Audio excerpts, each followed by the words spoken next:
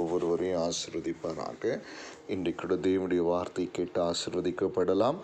மத்தேயு 24வது அதிகாரம் 35வது வசனம். மத்தேயு 24:35. வானமும் பூமியும் ஒழிந்து போகும், என் வார்த்தைகளோ ஒழிந்து போவதில்லை. இங்கே பார்க்கிறோம், வானமும் பூமியும் ஒழிந்து போனாலும் தேவனுடைய வார்த்தை ஒழிந்து போவாது. அது அப்படியே நிறைவேறுகிற வார்த்தையாக இருக்கிறது. அது உண்மையான வார்த்தையாக இருக்கிறது, சத்தியமான வார்த்தையாக இருக்கிறது, பொய் உரையாத வார்த்தையாக இருக்கிறது, அப்படியே நிறைவேறுகிற வார்த்தையாக இருக்கிறது. இந்த பரிசுத்தமான வேதாகமத்தில் நீங்கள் தொடக்கம் முதல் முடிவு மட்டும் நீங்கள் பார்த்தீங்கன்னு சொன்னால் எல்லா தேவனுடைய வார்த்தையும் நிறைவேறின வார்த்தைகள், ஒன்றும் தவறி போகலை, எல்லாம் நிறைவேறிற்று. இன்னும் ஒன்று தான் இன்னும் நிறைவேறல. அது ஆண்டவராகிய இயேசு கிறிஸ்து தம்முடைய பரிசுத்தவான்களை சேர்த்து கொள்கிற அந்த மறுரூபமாக்கப்படுகிற அந்த ஒரு கர்த்தருடைய வார்த்தை தான் இன்னும் நிறைவேறாமல் அப்படி இருக்கிறது. மற்ற எல்லா வார்த்தைகளும் கொஞ்சம் கூட தவறாமல் அப்படியே சரியாய் நிறைவேறி இருக்கிறது. அதனால தேவனுடைய வார்த்தையை நாம் என்ன பண்ணணும்? சத்தியம் என்று சொல்லி, உண்மை என்று சொல்லி அப்படியே நாம் ஏற்றுக்கொள்ளணும். அப்படி ஏற்றுக்கொண்டால்தான் நமக்கு ஆசீர்வாதம், அப்படி ஏற்றுக்கொண்டால்தான் நமக்கு அனுக்கிரகம்.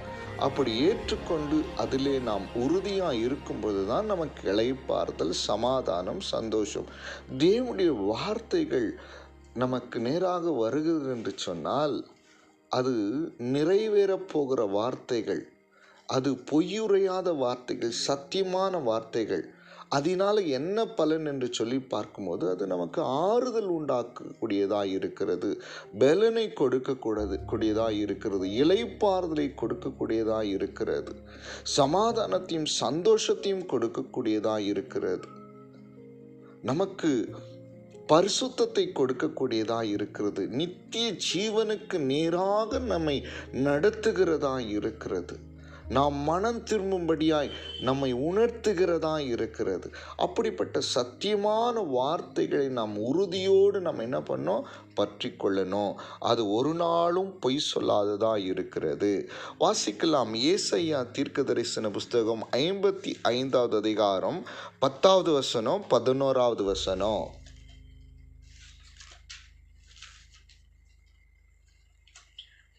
மாரியும் உறைந்த மழையும் வானத்திலிருந்து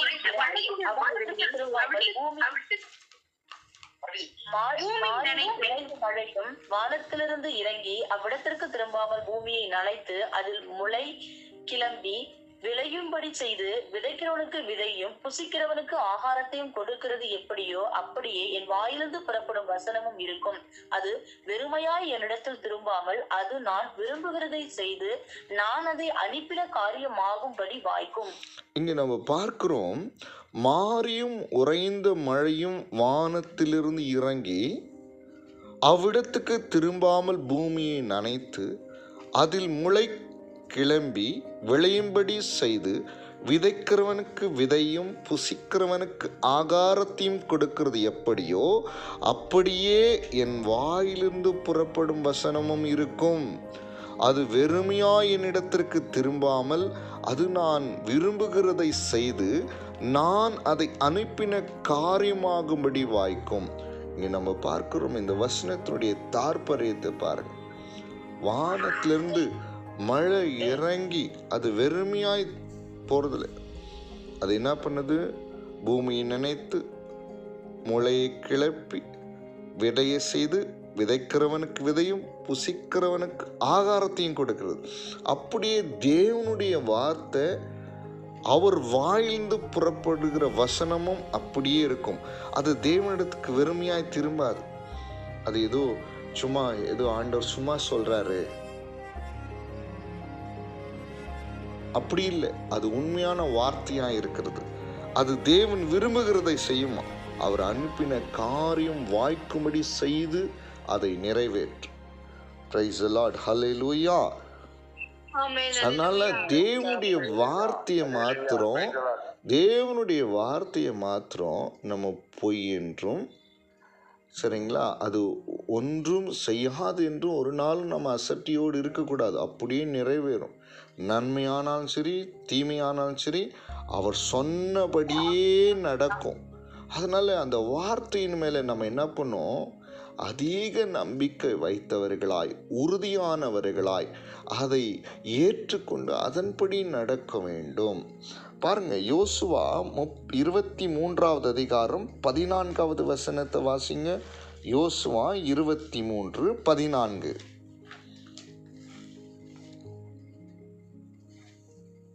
இதோ இன்று நான் பூலோகத்தார் எல்லாரும் போகிற வழியே போகிறேன். உங்கள் தேவனாகிய கர்த்தர் உங்களுக்காக சொன்ன நல் வார்த்தைகள் எல்லாம் ஒரு வார்த்தையும் தவறி போகவில்லை என்பதை உங்கள் முழு இருதயத்தாலும் உங்கள் முழு ஆத்மாவாலும் அறிந்திருக்கிறீர்கள். அவைகள் எல்லாம் உங்களுக்கு நிறைவேறிற்று. அவைகளில் ஒரு வார்த்தையும் தவறி போகவில்லை. பாருங்க, யோசுவா தன்னுடைய வாழ்நாள் முடிய போகிற அந்த தருணத்தில் தேவனாகிய கர்த்தரை குறித்து ஒரு சாட்சி இப்படியாய் சொல்கிறார். என்ன சாட்சி என்று சொல்லும்பொழுது என்ன சொல்றாரு, இதோ நான் இன்று பூலோகத்தார் எல்லாரும் போகிற வழியே போகிறேன்.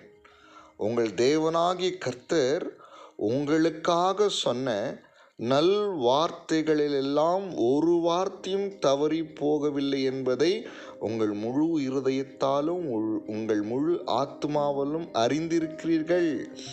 அவைகளெல்லாம் உங்களுக்கு நிறைவேறிற்று. அவைகளில் ஒரு வார்த்தையும் தவறி போகவில்லை. பார்த்தீங்களா?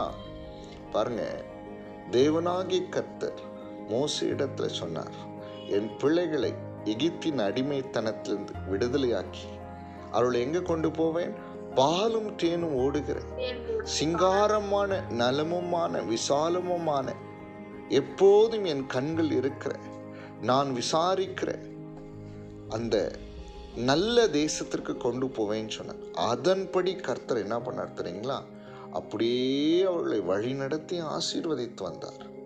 கிட்டத்தட்ட 7 பலத்த ஜாதிகளை துரத்தி 31 ராஜாக்களை முறியடித்து செங்கடலை பிரித்து மேகஸ்தம்பமாய் அக்கினி ஸ்தம்பமாய் அவர்களோடு கூட இருந்து அவர்களுக்கு வானத்தின் மன்னாவை கொடுத்து, சரிங்களா, யோர்தானை பிரித்து எரிகோவை தகர்த்து தாம் சொன்னபடியே அதுல ஒரே ஒரு வார்த்தை கூட என்ன ஆகலையா, சொல்லுங்க, தவறவில்லை. ஆமா, ஆண்டவருடைய வார்த்தை என்னைக்குமே பொய் கிடையாது, அது உண்மை. அதனால உங்களிடத்தில் ஆண்டவர் பேசுகிற வார்த்தைகள் வேதாகத்தின் மூலமாக கர்த்தருடைய வார்த்தை உங்களுக்கு வெளிப்படும் பொழுது, சபையில கர்த்தருடைய வார்த்தை வெளிப்படும் போது அதற்கு பயந்து நடுங்கி, ஆண்டவரே இந்த வார்த்தை சத்தியமான வார்த்தை, அது பொய் உரையாத வார்த்தை, அது நீ விரும்புகிற காரியத்தை செய்யும், நன்மையானாலும் தீமையானாலும் அப்படியே நடந்தேறும் என்று சொல்லி நம்ம என்ன பண்ணணும், அதை விசுவாசித்து ஏற்றுக்கொண்டு அதில் உறுதிப்பட்டவர்களாக நம்ம என்ன பண்ணணும், இருக்க வேண்டும். பிரைஸ் தி லார்ட், ஹல்லேலூயா, ஆமென். யோசுவா 14வது அதிகாரம், யோசுவா 14வது அதிகாரம் 6வது வசனத்தை வாசிங்க. அப்பொழுது யோசுவாவினிடத்தில் வந்தார்கள்.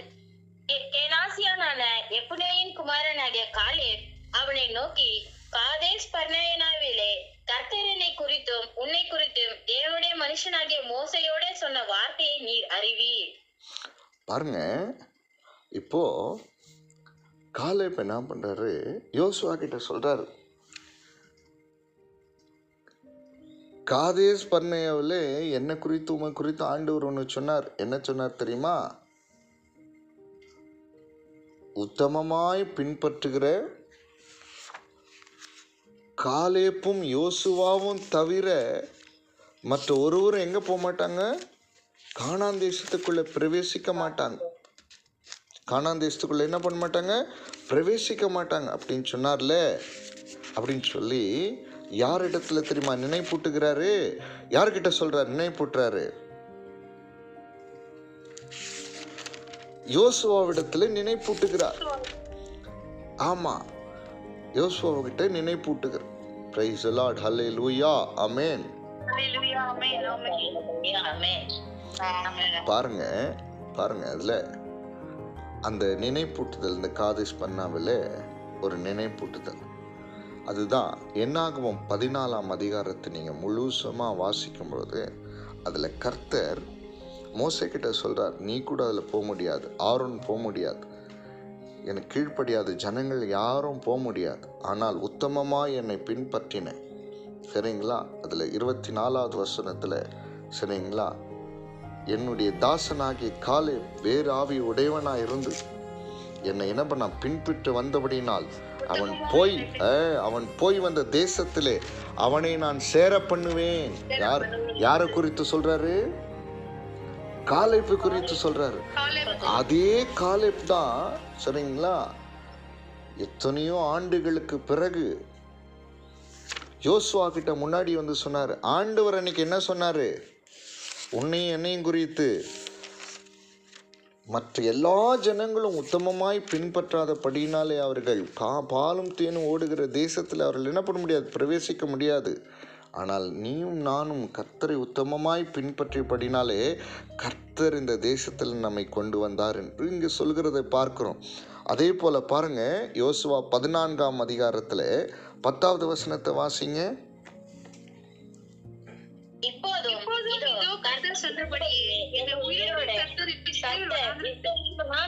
சஞ்சரிக்கையில் கர்த்தர் அந்த வார்த்தையை மோசையோடு சொல்லி, இப்போது 45 வருஷம் ஆயிற்று, இதோ இன்று நான் 85 வயதுள்ளவன். இங்க பாருங்க, திருப்பி காலேப் இன்னொரு சாட்சி சொல்றாரு. கர்த்தர் சொன்னபடியே என்னை உயிரோடு காத்தார். Praise the Lord. ஹல்லேலூயா. ஆமென். பாருங்க, எகிப்திலிருந்து 6,03,450 யுத்த புருஷர்கள் புறப்பட்டார்கள். அவர்கள் எல்லாம் கானான் தேசத்தை காணவில்லை. ஏன்னு சொன்னா கர்த்தருடைய வார்த்தையை அவர்கள் என்ன பண்ணாருங்க, சத்தியம் என்று சொல்லி நம்பவில்லை. அது அப்படியே நிறைவேறும் என்று சொல்லி அவர்கள் உறுதியாய் இருக்கவில்லை. ஆனால் காலேப்பும் யோசுவாவும் தேவனுடைய வார்த்தை உண்மை என்றும் சத்தியம் என்றும் அது பொய் உரையாதது என்று, வானமும் பூமியும் ஒழிந்து போனாலும் அழிந்து போனால் தேவனுடைய வார்த்தைகள் ஒழியாது என்று சொல்லி உறுதியாய் நம்பினார்கள். அந்த நம்பிக்கையின் அடையாளமாக என்ன தெரியுமா, இங்கே ஒரு வார்த்தை அழகா காலேப் சொல்றாரு. அன்னைக்கு எனக்கு எத்தனை வயசு தெரியுமா? 40. ஆமா, அன்னைக்கு 40 வயசு, இன்னைக்கு 45 வருஷம், சரிங்களா? ஆண்டவர் அந்த வார்த்தையை சொல்லி 45 வருஷம் ஆச்சு. இந்த 45 வருஷமா கர்த்தர் என்ன பண்றாரு? தாம் சொன்னபடியே என்னை உயிரோடு காத்தார். ஹல்லேலூயா. தாம் சொன்னபடி உயிரோடு காத்தார். ஆனா மற்றவர்கள்லாம் என்ன பண்ணாங்க? அழிந்து போனார்கள். ஆனால் கர்த்தர் சொன்னபடியே என்னை காத்தார். ஹல்லேலூயா. ஆமென். Praise the Lord. அவர் சொன்னபடியே என்னை காத்தார். காரணம் என்ன தெரியுமா? காலேப் யோசுவாவும் என்ன தெரியுமா பண்ணாங்க? தேவனுடைய வார்த்தை சத்தியம் என்றும் தேவனுடைய வார்த்தை பொய் உரையாதது என்று சொல்லி உறுதியாய் நம்பி அதை அப்படியே பின்பற்றினவர்களாக இருந்தபடினாலே இப்படிப்பட்ட ஒரு வாழ்க்கையை காலேப்பும் யோசுவாவும் பெற்றார்கள். சொல்றாங்க, கர்த்தர் அந்த வார்த்தை மோசையோடு சொல்லி இப்போது 45 வருஷம் ஆயிற்று. இந்த 45 வருஷமா கர்த்தர் என்னை உயிரோடு காத்திருக்கிறார் என்று சொல்லி யோசுவா சொல்கிறதை பார்க்கிறோம். அப்போ மற்றவர்களாம் என்னவானாங்க? நம்ம வாசிக்கும் போது, சரிங்களா, என்னாகமம் 32வது அதிகாரத்தில், சரிங்களா, என்னாகமம் 32வது அதிகாரம் 11வது வசனத்திலிருந்து 13வது வசனம் வரலாம் வாசிங்க. என்னாகமம் 32 11லேருந்து 13 வரை. உத்தமமாய் என்னை பின்பற்றின எப்புனேனின் குமாரன் காலேப்பும் நூனின் குமாரன் யோசுவாவின் தவிர எகிப்திலிருந்து வந்தவர்களில் 20 வயது முதல் அதற்கு மேற்பட்ட மனிதர்களில் ஒருவரும் என்னை உத்தமமாய் பின்பற்றாதபடியால் அவர்கள் நான் ஆபிரகாமுக்கும் ஈசாக்குக்கும் யாக்கோபுக்கும் ஆணையிட்டு கொடுத்த தேசத்தை காண்பிப்பதில்லை என்று ஆணையிட்டிருக்கிறார். அப்படியே கர்த்தருடைய கோபம் இஸ்ரவேல் மேல் மூண்டது. கர்த்தருடைய சமூகத்தில் பொல்லாப்பு செய்த அந்த சந்ததியெல்லாம் நிர்மூலமாகும் மட்டும் அவர்களை வனாந்திரத்திலே 40 வருஷம் அலைய பண்ணினார். பாருங்க, மற்றவர்கள் எல்லாம் கர்த்தருடைய வார்த்தையை சத்தியம் என்று நம்பவில்லை, உண்மை என்று நம்பவில்லை. சரிங்களா? இன்னைக்கு நான் உங்களுக்கு சொல்றேன் பாருங்க, ஆண்டவருடைய வார்த்தையை மாத்திரம் நம்ம என்னைக்குமே சரிங்களா பொய்ன்னு நினைக்கவே கூடாது. ஒரு அதிகாரியுடைய வார்த்தையை நம்புகிறோம், ஒரு அழிந்து போகிற மனுஷனுடைய வார்த்தையை நம்புகிறோம், நம்ம உறவுகளிலுடைய வார்த்தையை நம்புகிறோம். ஆனால் தேவனுடைய வார்த்தையை நம்ம என்ன பண்ணுறோம்? நம்புறதில்ல. அதன் மேலே நம்ம என்ன பண்ணுறதில்ல? நம்பிக்கை வைக்கிறதில்ல. அது சத்தியமுள்ள வார்த்தை என்று நம்புறதில்ல. அது அப்படியே நிறைவேறும் என்கிறத நம்ம நம்புறதில்ல. அது தவறு. அது அப்படியே நிறைவேறும். அதில் ஒரு வார்த்தை என்ன பண்ணாது? தவறி போகாது. அது அப்படியே நடக்கும். சரிங்களா? சாரிபாத்தூரில் ஒரு விதவை இருந்தாங்க. கர்த்தர் அந்த விதவை கிட்ட சரிங்களா எலியாவை கொண்டு பேசுகிறத நம்ம பார்க்கிறோம். 1 ராஜாக்கள் 17வது அதிகாரம் 14வது வசனத்தை வாசிங்க. 1 ராஜாக்கள் 17:14. கர்த்தர் தேசத்தின் மேல் மழையை கட்டளையிடும் நாள் மட்டும் பானையில் மா செலவழிந்து போவதும் இல்லை, கலசத்தில் எண்ணெய் குறைந்து போவதும் இல்லை என்று இஸ்ரவேலின் தேவனாகிய கர்த்தர் சொல்லுகிறார் என்றார். இங்க பார்க்கிறோம், நல்ல கவனிங்க. தேசத்துல ஒரு பெரிய கொடிய பஞ்சம். அது மழையும் கிடையாது, பனியும் கிடையாது. எத்தனை வருஷம் தெரியுமா? கிட்டத்தட்ட 3 வருஷம் 6 மாதங்கள்.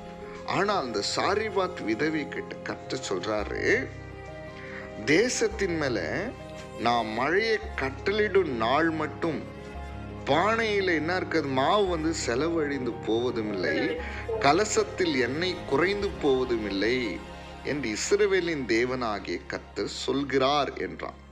பாருங்க, 15வது வசனம் 16வது வசனத்துல பார்க்க, அவள் போய் எலியாவின் சொற்படி செய்தால் அவளும் இவனும் அவள் வீட்டாரும் அநேக நாள் சாப்பிட்டார்கள். கர்த்தர் எலியாவை கொண்டு சொன்ன வார்த்தையின்படியே பானையிலே மாவு செலவழிந்து போகவும் இல்லை, கலசத்தின் எண்ணெய் குறைந்து போகவும் இல்லை. ஆனா இதே சாரிபாத் விதவை என்ன தெரியுமா யோசிச்சு வாழ்க்கையை அங்க நடத்தி கொண்டிருந்தா? அவ என்ன சொல்றானா, இதற்கு முன்பாக நடந்த ஒரு சம்பவம். கொஞ்சம் விறக பொறுக்கி சரிங்களா, கொஞ்சோண்டு எனக்கு என்ன இருக்குது? மாவு இருக்குது. ஒரே கொஞ்சோண்டு மாவு, ஒரு பிடி மாவு தான் இருக்குது, கொஞ்சோண்டு எண்ணெய் இருக்குது, வேற எதுவுமே இல்லை. தேசத்தில் கொடிய பஞ்சம்.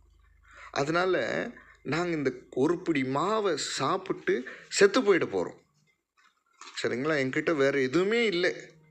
அதனால என்ன பண்ணுறேன்? 2 விறகு பொறுக்கிட்டு இருக்கிறேன் அப்படின்னு சொன்ன விதவையின் வீட்டில் கர்த்தர் அவர் சொன்ன வார்த்தையின்படி எவ்வளோ பெரிய ஆசீர்வாதத்தை கொடுத்தார் பார்த்தீங்களா? ஹல்லேலூயா! கர்த்தருடைய வார்த்தை அப்படியே நிறைவேறுகிற வார்த்தையாக இருக்கிறது. அது என்ன ஆகாது? பொய் சொல்லாது. ஆமென். ஆமாம், அப்படியே நிறைவேறும். அதனால்தான் தேவனுடைய பிள்ளைகள் இந்த நாட்களிலே கர்த்தர் உணர்த்துகிற காரியம் என்ன சொன்னால், ஆண்டவருடைய வார்த்தை ரொம்ப அசட்டியாக அற்பமாக யோசிக்கிறது. அது குறித்து ஒரு பயம் இல்லை, அது குறித்து ஒரு உணர்வு கிடையாது. அப்படியே நடக்கிற வார்த்தை தெரியுமா? அது அப்படியே நிறைவேறும், அப்படியே நிறைவேறும். பாருங்க, நம்ம வாசிக்கலாம்.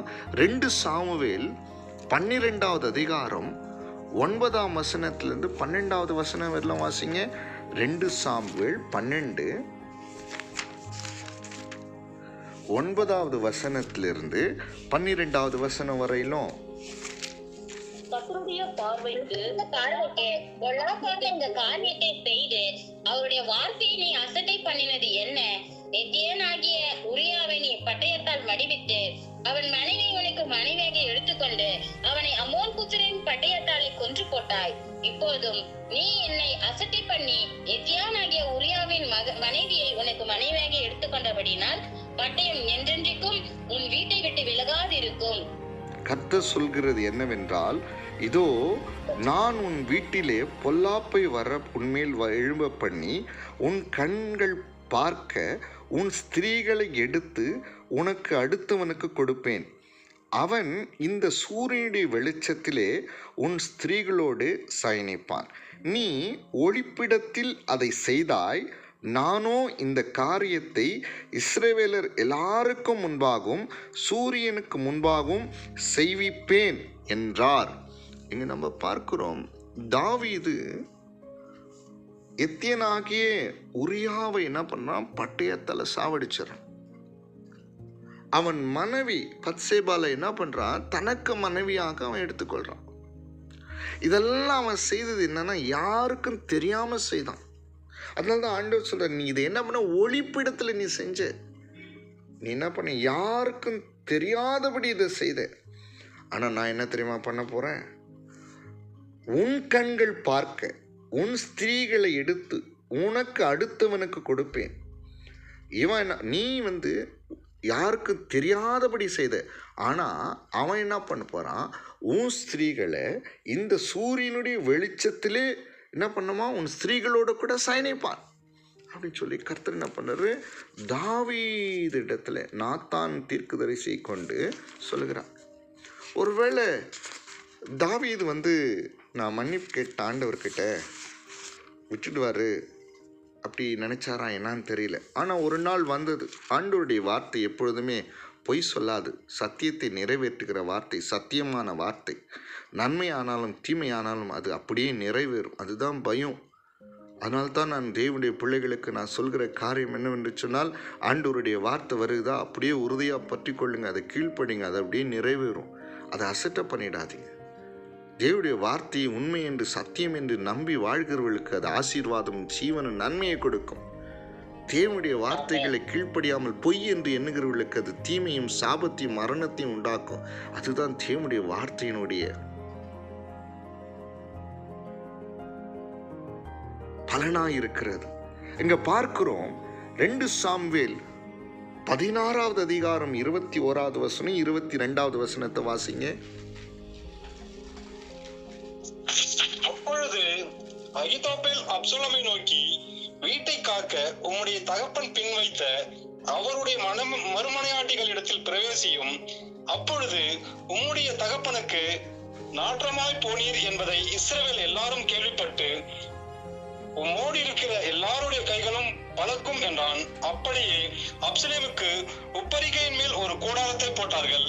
அங்கே அப்சலோம் சகல இஸ்ரவேலின் கண்களுக்கு முன்பாக தன் தகப்பனுடைய மறுமனையாட்டிகளிடத்தில் பிரவேசித்தான். எங்கே நம்ம பார்க்கிறோம் பாருங்க, ஆண்டவர் சொன்னார்ல, நீ அந்த சேவகன் ஏத்தியனாகி உரியாவை கொண்டு போட்ட, அது யாருக்குமே தெரியாது. அவனுடைய மனைவியை உனக்காக எடுத்துக்கொண்ட, அவரிடத்துல விபச்சாரம் செய்த, இதெல்லாம் நீ தெரியாத ஒளிப்பிடத்தில் செய்த. ஆனால் இதை நான் என்ன பண்ணுவேன் தெரியுமா? உன் ஸ்திரீகளை அடுத்தவனுக்கு கொடுப்பேன். அவன் இந்த சூரிய வெளிச்சத்தில் என்ன பண்ணுவான்? அவனோடு சயனிப்பான். இஸ்ரவேல் கண்களுக்கு எல்லாத்தையும் தெளிவுபடுத்துவேன். அவர் சொன்ன வார்த்தை எத்தனையோ வருடங்களுக்கு பிறகு நடந்தது. அப்சலோம் யார் தெரியுமா? தாவீதுடைய மகன். அவன் என்ன பண்ணுறான்னா, ஒரு கூடாரத்தை, பெரிய கூடாரத்தை போட்டான். அங்கே சகல இஸ்ரவேல் கண்களுக்கு முன்பாக ஒரு பெரிய திருமணம் மாதிரி ஒரு பெரிய ஒரு திருமண நிகழ்ச்சி மாதிரி என்ன பண்ணா, எல்லா கண்களுக்கும் முன்னாடி என்ன பண்ணா, தாவீதுடைய மறுமனையாட்டிகள் 10 பேர் என்ன கொண்டு வந்து அவர்களை திருமணம் செய்து அவர்களிடத்துல பிரவேசித்தான். பார்த்தீங்களா? தேவனுடைய வார்த்தை, தேவனுடைய வார்த்தை என்பது எவ்வளோ சரியாய் நிறைவேறுகிறது பாருங்க. எனக்கு என்ன பயம் தெரிஞ்சுன்னா, நம்ம தேவனுடைய வார்த்தை கேட்டு அதன்படி நடக்கலை, அது பொய் என்று நினைக்கும் பொழுது அநேக ஆசீர்வாதங்கள் தடைப்படுகிறதா இருக்கிறது, அநேக நன்மைகள் தடைப்படுகிறதா இருக்கிறது. அதை விசுவாசித்து அது தேவனுடைய வார்த்தை என்பது பொய்யல்ல, உண்மை, சத்தியம், அது அப்படியே நிறைவேறுகிறது. அது என் நன்மைக்காக, அது என் ஆசீர்வாதத்துக்காக, அது என் உயர்வுக்காக, அது என் பலத்திற்காக, அது என் சுகத்திற்காக, அது என் சமாதானத்திற்காக, அது என் இளைப்பாறுதலுக்காக, அது என் நித்திய ஜீவனுக்காக என்று சொல்லி அதை உறுதியாய் பற்றி கொள்ளும்போது அது எவ்வளோ நன்மையான பலனை கொடுக்கிறது தெரியுமா? அதனால தேவனுடைய பிள்ளைகளே, ஆண்டவருடைய வார்த்தையை மாத்திரம் ஒருபோதும் அசட்டியா நினைக்காதீங்க, அசட்டியா எண்ணாதீங்க. அது அப்படியே நிறைவேறுகிற வார்த்தையா இருக்கிறது. வானமும் பூமியும் ஒழிந்து போனாலும் தேவனுடைய வார்த்தை ஒரு நாளும் ஒருபோதும் ஒழிந்து போகாததாய் இருக்கிறது. ஹல்லேலூயா, ஹல்லேலூயா, ஹல்லேலூயா. ஆமா, இன்னும் பாருங்க ஆமா, ரெண்டு பேதுரு 3வது அதிகாரம் 9வது வசனத்தை வாசிங்க. தாமதிக்கிறார் என்று சிலர் எண்ணுகிறபடி கர்த்தர் தமது வாக்குத்தத்தை குறித்து தாமதமாயிராமல் ஒருவரும் கெட்டு போகாமல் எல்லாரும் மனம் திரும்ப வேண்டும் என்று விரும்பி நம்மில் நீடிய பொறுமையுள்ளவராய் இருக்கிறார். பாருங்க, நிறைய பேர் இப்படி பரியாசக்காரர் கடைசி காலத்தில் இப்படி சொல்லுவாங்களாம். அவங்க தங்கள் சுய இச்சையின்படி நடப்பாங்களாம். அவங்க சொல்கிற காரியம் என்ன ஆண்டவர் இயேசு கிறிஸ்து வராருன்னு சொல்கிறாங்களே, தம்முடைய பரிசுத்தவான்களை மறுரூபமாக்கி கொண்டு அவர்களை அழைத்து செல்ல மத்திய ஆகாயத்தில் அவர்களை அப்படி எடுத்துக்கொள்வேன் என்று சொல்லியிருக்கிறாரு. ஆனால் எதுவுமே நடக்கலையே, அப்படியே இருக்குது. வானம் அழிஞ்சிடும், பூமி அழிஞ்சிடும், அவருடைய கிரியெல்லாம் அழியுன்னு சொல்லியிருக்கிறாரு. அக்கிரமக்கள்லாம் அழிந்து போவாங்கன்னு சொல்லியிருக்காரு. எதுவுமே நடக்கலையே, அப்படியே இருக்குது. நம்முடைய பிதாக்கள் நித்திரடைந்த பின் சகலம் சிருஷ்டிக்கப்பட்ட பின் சிருஷ்டிப்பின் தோற்றமுதில் இருந்த விதமாக இருக்கிறது என்று சொல்லி அந்த பரியாசக்காரர்கள் தேவனுடைய வருகையை குறித்து சரிங்களா பொய்யாக நினைத்து அதை குறித்து அக்கறை இல்லாமல் அசட்டைத்தனமாக நடந்து கொள்கிற காரியங்கள் இந்த கடைசி காலத்தில் நடக்கிறது. அநேக இடங்களில் கர்த்தருடைய வருகை குறித்து யாரும் சொல்கிறதில்லை, அதனுடைய உண்மையை யாரும் புரிய வைக்கிறதில்லை. ஆனால் ஒன்று சொல்கிறேன் பாருங்க, ஏன் அவர் தாமதிக்கிறார்? அவருடைய வார்த்தை ஏன் இன்னும் தாமதமாய் கொண்டு இருக்கிறது? இப்போ நீங்கள் புரிஞ்சுக்குங்க, ஒருவரும் கெட்டு போகக்கூடாதான். அவர் தம்முடைய வாக்குத்தத்தத்தை குறித்து தாமதமாக இல்லை, அவர் இன்னைக்கே வந்துடுவார். இப்பொழுதே தம்முடைய பரிசுத்தவான்களை தம்மோடு அழைத்து செல்ல வருவார். ஆனால் இதை கேட்டுக்கொண்டிருக்கிற தெய்வ ஜனமே, அதற்கு நீங்களும் நானும் ஆயத்தமாக இருக்கிறோமா? நீங்கள் ஆயத்தமாக இருக்கீங்களா? இன்னைக்கு கர்த்தருடைய வருகை இருக்கும் என்று சொன்னால் நீங்கள் மறுரூபமாக முடியுமா? சொல்லுங்க. நம்மை சார்ந்தவர்கள், நம்முடைய உறவுகள், தாய் தகப்பன், உடன் பிறந்தவர்கள், உறவுகள், இந்த தேசம் மறுரூபமாக்கப்படுமா? முடியாதே.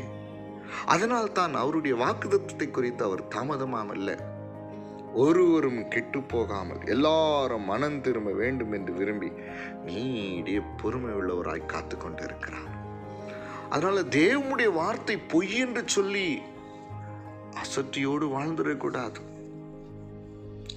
தேவனுடைய வார்த்தை நிறைவேறலன்னு சொல்லி அசதியா இருந்தக்கூடாது.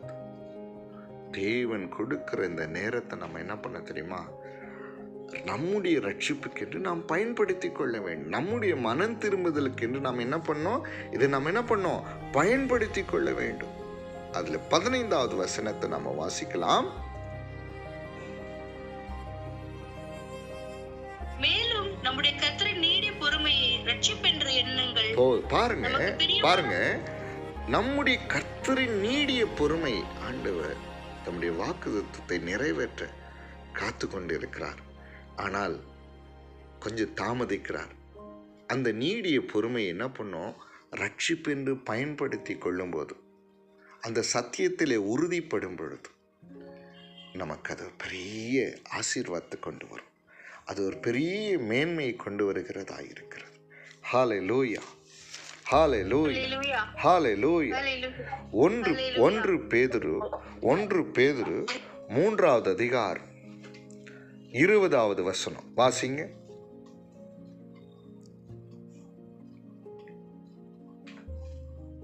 அந்த ஆவியை நோவா பேழை நாட்களிலே தேவன் நீடிய பொறுமையோடு காத்திருந்த போது கீழ்ப்படியாமல் போனவைகள் அந்த பேழையிலே சிலராகி 8 பேர் மாத்திரம் பிரவேசித்து ஜலத்தினாலே காக்கப்பட்டார்கள். பாருங்க, நல்லா கவனிங்க. பூர்வத்திலே நோவா பேழையை உண்டு பண்ணும், பேழையை ஆயத்த பண்ணும் நாட்களிலே தேவன் நீடிய பொறுமையோடு காத்து கொண்டிருந்தார். பாருங்க, ஆண்டவர் சொன்னார், நான் என்ன பண்ண போறேன், 40 நாள் இரவும் பகலும் மழையை உண்டு பண்ணி முழு உலகத்தையும் நான் அழிக்க போகிறேன் அப்படின்னு சொன்ன தேவன், ஆனா உடனே அழிக்கல. அந்த வார்த்தை உடனே நிறைவேறல. அந்த வார்த்தை நிறைவேறுகிறதுக்கு ஆண்டவர் கொஞ்சம் கால தாமதம் எடுத்துக்கொண்டார். ஏன் தெரியுமா? அவர்களுக்காக காத்திருந்தார். நீடிய பொறுமையோடு எல்லா ஜனங்களும் மனம் திரும்ப வேண்டும் என்று சொல்லி காத்திருந்தார். நோவாவை நீதியை பிரசங்கிக்கும்படி சொன்னார். நோவா நீதியை பிரசங்கித்துக் கொண்டிருந்தார். ஆனால் பாருங்க, நோவா பேழையை ஆயத்த பண்ணும் நாட்களிலே தேவன் நீடிய பொறுமையோடு காத்திருந்த போது அந்த ஆவிகள் அவர்கள் யார் என்ன பண்ணாங்களாம், கீழ்ப்படியாம போனாங்களாம். அவர்கள் என்ன பண்ணாங்களாம், கீழ்ப்படியாம போனாங்களாம். அதனால எல்லாரும் என்ன பண்ணாங்க, மறைத்து போனாங்க. ஆண்டவர் சொன்னபடியே 40 நாள் இரவும் பகலும் மழை பெய்து. அவங்க அதை உணரல. அவங்க பெண் கொடுத்தோம் அவங்க இஷ்டப்படி வாழ்ந்துட்டு இருந்தாங்க. காரணம் என்ன தெரியுமா? தேவனுடைய வார்த்தையை பொய் என்றும் அசட்டியாய் எண்ணினார்கள். ஆனால் தேவனுடைய பிள்ளையை ஆண்டவருடைய வார்த்தை என்பது ஒரு நாளும் பொய் சொல்லாது. அது அப்படியே நிறைவேறும். மொத்த ஜனங்களும் அழிந்து போனார்கள். நோவாவின் குடும்பத்தார் மாத்திரமே அந்த பேழையிலே காக்கப்பட்டார்கள். இன்றைக்கு ஆண்டவர் தம்முடைய வார்த்தையை நிறைவேற்றி கொண்டிருக்கிறார்.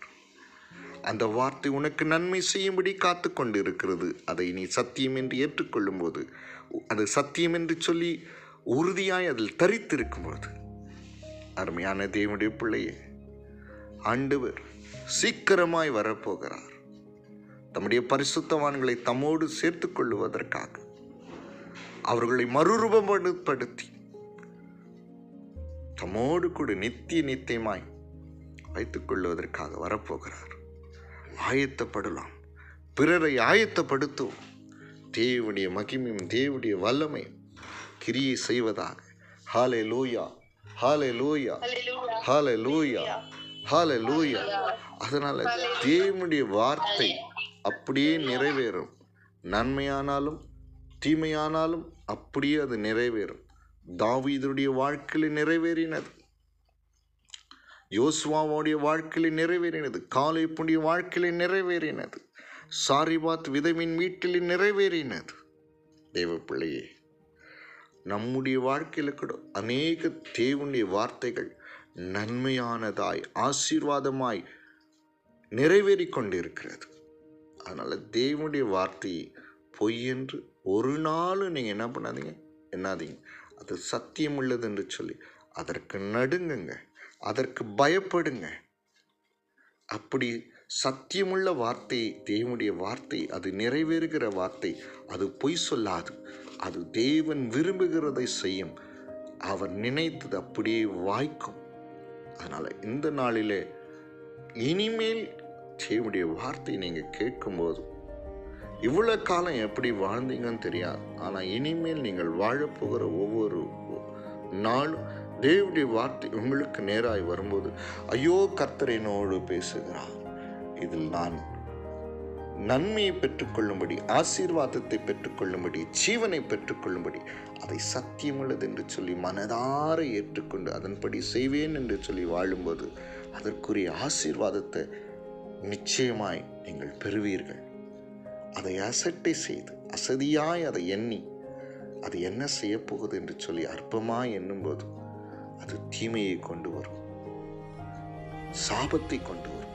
அதனால் இன்றைக்கு மனம் திரும்பி தேவனுடைய வார்த்தையிலே உண்மையாய் நிலைத்திருப்போம். கர்த்தர் நம் ஒவ்வொருவரையும் ஆசீர்வதிப்பாராக. ஆமென். தேவனுடைய வார்த்தைக்கு விரோதமாய் எப்பொழுதுமே பிசாசு எதிர்த்து நிற்பான். அவனுடைய வார்த்தைகளுக்கு செவி கொடுக்காதீங்க. அன்று ஆதாம் ஏவாள் பிசாசனுடைய வார்த்தைகள் உண்மை என்று நம்பினார்கள். பிசாசனுடைய வார்த்தைகள் சத்தியம் என்று நம்பினார்கள். அதனால் தான் பாவம் மரணம் உலகத்துக்கு வந்தது. அவர்கள் தேவனுடைய வார்த்தை உண்மை என்று ஏற்றுக்கொள்ளவில்லை. இன்றைக்கும் சாத்தானுடைய வார்த்தைகள் எப்பொழுதுமே கர்த்தருடைய வார்த்தைக்கு எதிராகவே இருக்கும்.